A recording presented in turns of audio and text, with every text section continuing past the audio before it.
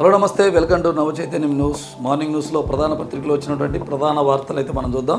ప్రధాన హెడ్లైన్స్ని ఈనాడులో ఈరోజు నేను భాగస్వామ్య ఒప్పంద సదస్సుకు సంబంధించినటువంటి రౌండ్ టేబుల్ సమావేశం విశాఖలో జరిగింది. ఇండియా యూరప్కి సంబంధించి ఈ భాగస్వామ్య సదస్సు జరగబోతూ ఉంది. ఈ రౌండ్ టేబుల్ సమావేశంలో ముఖ్యమంత్రి చంద్రబాబు నాయుడు గారు మాట్లాడుతూ ప్రపంచానికి క్వాంటమ్ కంప్యూటర్ మేమే అందిస్తామని చెప్తున్నారు వాళ్ళతో. అలాగే 2 ఏళ్లలోనే ఆ స్థాయికి చేరాలన్నదే వీరి లక్ష్యమంట. ఏపీలో పెట్టుబడులకు విస్తృత అవకాశాలు మేము కల్పిస్తున్నాం, వినియోగించుకోండి అని చెప్తున్నారు. అలాగే శరవేగంగా అనుమతులు కూడా ఇచ్చేస్తామని వాళ్ళకి చెప్పారు. ఇండియా యూరప్ రౌండ్ టేబుల్ సమావేశంలో చంద్రబాబు ఈ వ్యాఖ్యలు. అలాగే ఈరోజు భాగస్వామ్య సదస్సు జరగనుంది. ఈ సదస్సును ఈరోజు ఉపరాష్ట్రపతి ప్రారంభించనున్నారన్నమాట. అలాగే 82,000 కోట్లతో నాడు వెళ్ళిపోయిన వారు నేడు తిరిగి వస్తున్నారు. 82,000 కోట్లతో రెన్యూ పవర్ ప్రాజెక్టులు సీఎం చంద్రబాబు, మంత్రి లోకేష్ సమక్షంలో ప్రభుత్వంతో కుదిరిన ఒప్పందాలంట. 6 ఏళ్ల తర్వాత మళ్ళీ ఏపీలో అడుగు పెడుతున్నాం. Renew power chairman Sumanth Sinha ఈ వ్యాఖ్యలు చేశారు, ఇలా మాట్లాడారు. అలాగే ఢిల్లీ పేలుడుకు సంబంధించినటువంటి వార్త. 4 నగరాల్లో బాంబులు పెట్టేందుకు 32 పాత వాహనాలు కొన్నారంట. కొనుగోలు చేసిన ఉగ్రవాదముట. బాంబుల తయారీకి 26 లక్షల నగదు సేకరించారు. పేరిన కారు నడిపింది ఉమరే. డిఎన్ఏ పరీక్షలో నిర్ధారణ జరిగింది. ఒక ప్రొఫెసర్, మరో కార్డియాలజీ విద్యార్థి కూడా అరెస్ట్ అయ్యారు ఈ యూనివర్సిటీలో. అలాగే అనుమానిత 3వ కారు ఫరీదాబాద్ యూనివర్సిటీలో లభ్యమైందంట. ఢిల్లీ పేలుడు క్షతగాత్రులో మరొకరు మృతి, అంటే మొత్తం 13 మంది వరకు చనిపోయారు.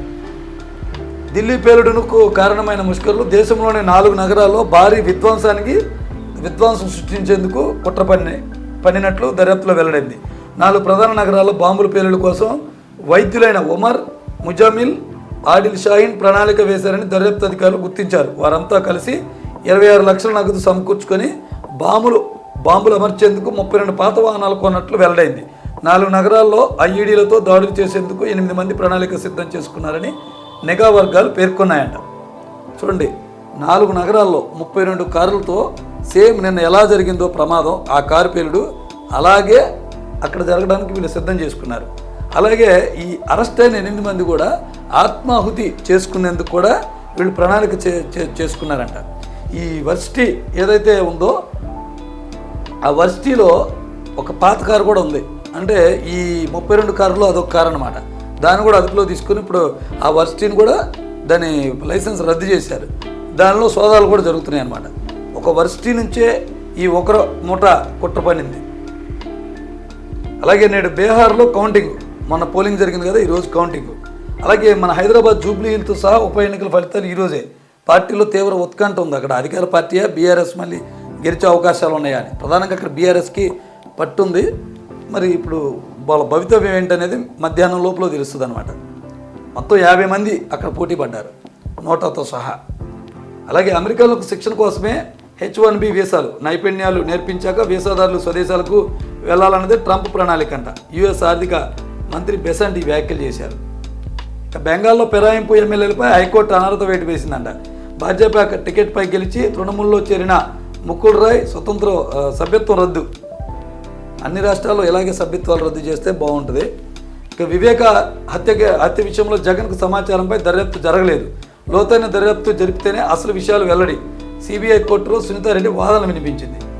ఇప్పుడు వివేకానందరెడ్డి హత్య జరిగిన తర్వాత మాజీ ఐఏఎస్ ఆజాద్ గారు ఇచ్చిన స్టేట్మెంట్లో మేమందరం ఎన్నికల మేనిఫెస్టో గురించి, అజయ్ కల్లం గారు ఇచ్చిన స్టేట్మెంటు, మేమందరం మేనిఫెస్టో గురించి ఇచ్చేస్తున్నాం. ఈ టైంలో పిఏ వచ్చి కింద చెప్పారు, వివేక చనిపోయిన తర్వాత ఆయన ప్రకటించారు అనేది వాళ్ళు ఇచ్చిన స్టేట్మెంట్లో ఉంది. మరి తెలిసింది ఎవరు చెప్పారు, ఆయనకు ఆ విషయం ఎప్పుడు తెలిసింది అనే విషయం మీద దర్యాప్తు జరగలేదు. విషయం అయితే ప్రస్తావనకు వచ్చింది. ఆ కోణంలో కూడా దర్యాప్తు చేయమని సునీతారెడ్డి సిబిఐ కోర్టులో వాదనలు అయితే వినిపిస్తూ ఉంది. అలాగే కుట్ర సందేశాల చేరువేతకు త్రీమా సిస్ యాప్ను వాడిన నిందితులు, అందులో అంతా నిగుదమే. కెమెరాలకు దొరకకుండా ఉమర్ జాగ్రత్తలు పడ్డారంట. గజిబిజి రోడ్లపై ప్రయాణం చేశారు. ఎక్కడ బాంబును పేలిస్తే ఎక్కువ మంది చనిపోతారనే ఒక రెక్కి అనమాట అది. సో అది ఈనాడు పేపర్లో బ్యానర్ వార్తగా వేశారు. ఇక ఆంధ్రజ్యోతిలో ఆరంభానికి ముందే అదిరింది. ఒకరోజు ముందుగానే 3,65,304 కోట్ల ఒప్పందాలు జరిగినాయంట. సీఎం చంద్రబాబు సమక్షంలో సంతకాలు చేసిన 35 సంస్థలు. ప్రపంచ పెట్టుబడులు గమ్యస్థానం విశాఖ. అంచనాలకు మించి పెట్టుబడులు వచ్చాయని చంద్రబాబు గారు అంటున్నారు. నెలాఖరులోగా గూగుల్కు శంకుస్థాపన కూడా చేస్తారంట. త్వరలోనే టీసీఎస్ కాగ్నిజెంట్ కార్యకలాపాలు. ఏపీని కాలిఫోర్నియా ఆఫ్ ఈస్ట్గా తీర్చిదిద్దుదామని లోకేష్ అంటున్నారు. పెట్టుబడుల పండగ నేడు రేపు విశాఖలో పారిశ్రామిక భాగస్వామి సదస్సు. ఉపరాష్ట్రపతి చేతుల మీదుగా ప్రారంభం. గవర్నర్, సీఎం అలాగే కేంద్ర మంత్రులు, ప్రముఖ పారిశ్రామికవేత్తలు హాజరవబోతున్నారు. పూర్తయిన ఏర్పాట్లు 8 హాళ్లు కూడా సిద్ధం చేశారంట. ప్రధాన వేదిక ముందు ఎంఓయూల వేడుక. ఇప్పుడు పెట్టుబడుల పండగ అవి ఇవి అంటూ ఇటు ఈనాడు కానీ ఆంధ్రజ్యోతి కానీ వార్తా కథనాలను రాస్తుంది. మన గత ప్రభుత్వం పెట్టుబడులు తీసుకొచ్చినప్పుడు సాక్షి మాత్రమే రాసింది. వీళ్ళు దానికి నెగిటివ్ రాసేవాళ్ళు, అది వాటిలో ఉన్న నెగిటివ్ అంశాలు రాసి ఇప్పుడు సాక్షి రాస్తుంది. సో ఓవరాల్గా ఇవి ఇన్ని కోట్లలో పెట్టుబడులు వస్తున్నాయని ప్రకటనల మీద ప్రకటనలు, స్టేట్మెంట్ల మీద స్టేట్మెంట్లు ఇస్తున్నారు. మరి ఈ 5 సంవత్సరాలు, ఈ 2 సంవత్సరాలు ఆగితే కానీ ఈ పార్టీ భవితవ్యం అనేది బయటపడదు. అలాగే రెన్యూ పవర్ 82,000 కోట్ల పెట్టుబడి. ఇందులో 22,000 కోట్ల పెట్టుబడి గతంలోనే ఓకే. మరో 60,000 కోట్లు పెట్టేందుకు 4 ఒప్పందాలు. పెట్టుబడులని పునరుత్పాదకత ఇంధన రంగంలోనే. గూగుల్ డేటా విద్యుత్ అవసరాలు తీర్చిదిద్దేందుకు సిద్ధమంట. సీఎంతో భేటీలో సంస్థ చైర్మన్ సుమంత్ సిన్హా వెల్లడి. ఏపీ అప్రోచ్ చాలా బాగుందని ప్రశంసలు కూడా కురిపించారంట. ఇదిలా ఉంటే జగన్మోహన్ రెడ్డి గారు నిన్న స్టేట్మెంట్ ఏమి ఇచ్చారు? అదంతా షో మేడాలే, అదంతా మా ప్రభుత్వంలోనే ఒప్పందాలు జరిగినాయి చాలా వరకు. మళ్ళీ శంకుస్థాపన చేసినట్టుకి శంకుస్థాపన చేస్తూ, అలాగే ఒప్పందాలు చేసిన మళ్ళీ ఒప్పందం కుదుర్చుకున్నట్టు చేస్తున్నారు. మేము ఒప్పందం కుదుర్చుకున్న దానికంటే తక్కువగా మళ్ళీ టెండర్ వాళ్ళకి ఇచ్చి మళ్ళీ ఒప్పందాలు చేసుకున్నట్టు కవరింగ్ ఇస్తున్నారని చెప్పి ఆయన నిన్న మీడియా సమావేశంలో ఆయన మాట్లాడుతున్నారు. 32 కార్లు, 8 మానవ బాంబులు. దేశంలో భారీ కుట్ర విధ్వంసానికి ఉగ్రవాదుల కుట్ర. ఐఈడీల తయారీలో 26 క్వాంటన్ల ఎరువులు కొనుగోలు చేశారంట.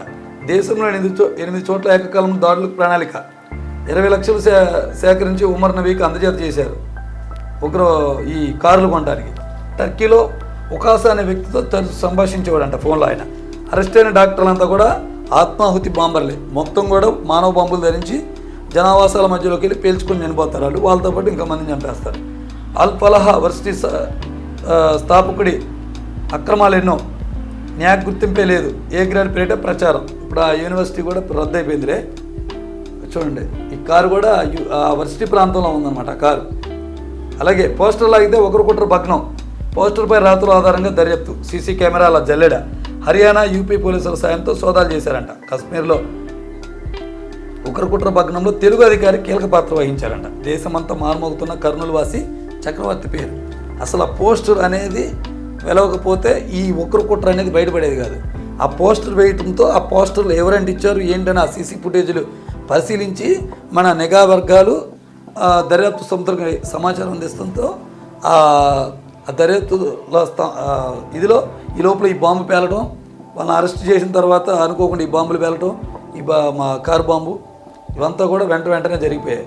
లేకపోతే 4 నగరాల్లో, ప్రధాన నగరాల్లో టార్గెట్ చేసేవాళ్ళు. ఇది పరిస్థితి. అలాగే సాక్షిలో ఇక్కడ పాత ఒప్పందాలు మళ్ళీ కుదుర్చుకోబడను. పెట్టుబడుల కోతలు. 2023లో వైఎస్ జగన్ ప్రభుత్వంలోనే ఏబీసీ, హీరో ఫ్యూచర్స్ ఎనర్జీస్, రెన్యూవర్ ఒప్పందాలు జరిగినాయి అంట. అప్పుడే చూసారా, 97,500 కోట్ల పెట్టుబడికి నాడే ముందుకు వచ్చిన రెన్యూ పవర్. ఏబీసీ లిమిటెడ్ 1,20,000 కోట్లు. హీరో ఫ్యూచర్ ఎనర్జీస్ 30,000 కోట్ల పెట్టుబడులు పెట్టేలా గత ప్రభుత్వంలో కుదిరిన ఒప్పందాలు. ఇప్పుడు వాటినే మరోసారి అది కూడా తక్కువకే కుదుర్చుకొని ఒకరోజు ముందే బాబు సర్కార్ హడావుడి చేస్తుందంట. 3.65 లక్షల కోట్ల విలువైన 35 ఒప్పందాలంటూ ప్రచార గిమ్మిక్కులు చేస్తున్నారు. కొత్త ఒప్పందాలే, లక్షల కోట్ల పెట్టుబడులంటూ ప్రచారం. నాడు నేడు ఇదే ఆ సినిమా. నాడంటే 2014లో, నేడంటే ఇప్పుడు. టీడీపీ హయాంలో 2014-19 మధ్య 19.6 లక్షల కోట్ల విలువైన 1,761 ఒప్పందాలు. 3 సదస్సులు అమల్లోకి వచ్చింది. 3 సదస్సులు జరిగింది. మొత్తం అమల్లోకి వచ్చింది కేవలం 13%. క్రెడిట్ చోరీ చేయడంలో చిక్కిపోయారు చంద్రబాబు అంటున్నారు. అప్పుడు ఆ సంస్థలతో ఒప్పందం చేసుకున్న తర్వాత ట్విట్టర్లో వాళ్ళు చేసిన ట్వీట్లు, అలాగే అప్పుడు ఇచ్చినటువంటి కొన్ని జీవోలు అన్నీ కూడా మనకి ఇక్కడ వీళ్ళు వార్తగా ఇచ్చారు. అలాగే సాక్షిలో కూడా ఇది ఉగ్రవాదులకు సంబంధించినటువంటి వార్తను రాశారు. వీళ్ళు కూడా 32 చోట్ల మరణ హోమం, 4 ప్రధాన నగరాల్లో సహా పలు ప్రాంతాల్లో భారీ పెళ్లికి పక్కా ప్రణాళిక. అల్ ఫలాహ్ వర్సిటీ బాయ్స్ హాస్టల్లో పథక రచన జరిగింది. అక్కడ డైరీల ద్వారా ఈ సమాచారం మనకు లభ్యమైందంట. నవంబర్ 8 నుంచి 12 వరకు మార్కింగ్ జరిగిందంట. ఎన్కౌంటర్ చేసి పాతరేస్తాం, నా తమ్ముడు సతీష్పై సీఎం కార్యాలయంలో ఫిర్యాదులు చేస్తారా మా డాష్ అంటూ అని దూషిస్తూ బెదిరించిన టీఐజీ కోయా ప్రవీణ్. డీజీపీ కార్యాలయంలో టీడీపీ దళిత నేత సుధామాధవి ఈ ఫిర్యాదు చేసిందంట. అలాగే నిన్న మాజీ ముఖ్యమంత్రి మీడియా సమావేశంలో మాట్లాడినటువంటి వ్యాఖ్యలు ఇవి. క్రెడిట్ చోరీలో మీరే సాటండి. సీఎం చంద్రబాబు వైఎస్ జగన్ మండిపాటు. మీ హయాంలో ఇళ్లను మా హయాంలో కట్టిన ఇళ్లను మీరు కట్టినట్లు చెప్పుకుంటారా అని ప్రశ్న మీరు ఇచ్చారా? అలాగే ఒక్క ఇల్లైనా మంజూరు చేశారా? అలాగే పైసా అయినా ఖర్చు చేశారా? మా హయాంలో ఇంటి స్థలాలు ఇచ్చి ఇల్లు మంజూరు చేసి నిర్మాణంలో ఉన్న ఇళ్లను మీరే కట్టేశామంటారా? ఇతరుల కష్టాన్ని తమ గొప్పతనంగా చెప్పుకునేవాడు నాయకుడే కాదు, నాటకాలు రాయడం అంటారంట. కథ, స్క్రీన్ ప్లే మీ దర్శకత్వంలో నడుస్తున్న క్రెడిట్ చోరీ స్కామ్ చాలా బాగుందని ప్రశంసించారు. మా హయాంలో 71,800 ఎకరాల్లో 31.19 లక్షల ఇళ్ల పట్టాలు అక్కచెల్ల మేరకు పేరుతో మేము రిజిస్ట్రేషన్ చేయించాం. 21.75 లక్షల ఇల్లు మంజూరు. కోవిడ్ సంక్షోభం ఎదుర్కొని 9 లక్షల పైగా ఇళ్ల నిర్మాణం పూర్తి. 2023 అక్టోబర్ 12 ఒకే రోజు 7,43,396 ఇళ్లలో గృహప్రవేశాలు చేసి చరిత్ర మేము సృష్టించాం. మీరు ప్రారంభించారని చెప్పుకుంటున్న 3,92,000 ఇళ్లలో ఒక్కటి కూడా మీరు మంజూరు చేయలేదు. ఇవన్నీ మా హయాంలోనే పూర్తయ్యే దశలో స్లాబ్ లెవెల్లో స్లాబులు కింది స్థాయిలో ఉన్నాయి. అవి ఇప్పుడు పూర్తవడంతో మీరు శంకుస్థాపన చేసి గృహప్రవేశాలు చేస్తున్నారని చెప్పి నిన్న మీడియా వ్యాప్తంగా జగన్మోహన్ రెడ్డి గారి విషయాలు అయితే వెల్లడించారు. అలాగే ప్రజాశక్తిలో కూడా భాగస్వామ్య ఒప్పందాలకు సంబంధించిన వార్త నీళ్ళు కూడా హైలైట్ చేశారు. అలాగే ఎవరిదేమో వారిది నేడు బీహార్ ఎన్నికల ఫలితాలు, ఇటు ఆర్జేడీ కానీ అటు ఎన్డీఏ కానీ రెండు కూడా మా గెలుపు మాదంటే మాదని చెప్పేసి అంటున్నారు. ఇక భోగాపురంలో రహస్య భూ సర్వే, భూముల గుర్తింపులకు ప్రత్యేక బృందం అంట. విఎంఆర్డీఏ ఆధ్వర్యంలో రియల్ ఎస్టేట్కు సన్నాహాలు జరుగుతున్నాయి అనుమానాలు వ్యక్తమవుతున్నాయి అంట. అక్కడ ఐటీ పరిశ్రమలు పెట్ట మరికొంత. అలాగే మాజీ మంత్రి పెద్దిరెడ్డిపై కేసు, అటవీ భూముల ఆక్రమణ వీడియో విడుదల చేసిన పవన్ కళ్యాణ్. విచారణకు ప్రత్యేక కమిటీ ఏర్పాటు. మన ఆయన అటవీ శాఖలో తిరుపతిలో పర్యటనకు వెళ్ళారు కదా, హెలికాప్టర్లోంచి ఇలా పెద్దిరెడ్డి భూముల్ని ఫోటో తీశారనమాట. ఇప్పుడు ఆ ఫోటో తీసి దాని మీద ఇప్పుడు విడుదల చేశారు ఈ వీడియోని. అలాగే నేటి నుంచి సదరన్ స్లాట్లు అంట ఉచితంగానే సేవలు అందించబోతున్నారంట. అల్ ఫలాహ్ వర్సిటీ సభ్యత్వం రద్దు చేశారు. ఢిల్లీ పేలుడు ఘటన నేపథ్యంలో భారత విశ్వవిద్యాలయాల సంఘం ఈ నిర్ణయం తీసుకుందంట. మరోవైపు నాక్ షోకాజ్ నోటీసు కూడా అందజేసిందంట. వర్సిటీలో ఇంకా సోదాలు కూడా కొనసాగుతున్నాయి. ఇంకా ఏమేమి లభ్యమవుతాయి ఆధారాలు, ఇంకా ఇంతకన్నా కుట్ర ఉందా, ఇంకా ఈ 8 మంది డాక్టర్లే కాకుండా ఇంకా విద్యార్థులు కానీ ఇంకా ప్రొఫెసర్లు కానీ ఇంకా ఉన్నారా, ఈ దేశంలో ఇంకా ఎలాంటి అలర్లు సృష్టించబోతున్నారు అనే కోణంలో ఇంకా ఏమైనా లభ్యమవుతున్నాయని అక్కడ సోదాలు జరుగుతున్నాయి. సో ఇవి ఈరోజు పత్రికల్లోని ప్రధాన వార్తలు అన్నమాట.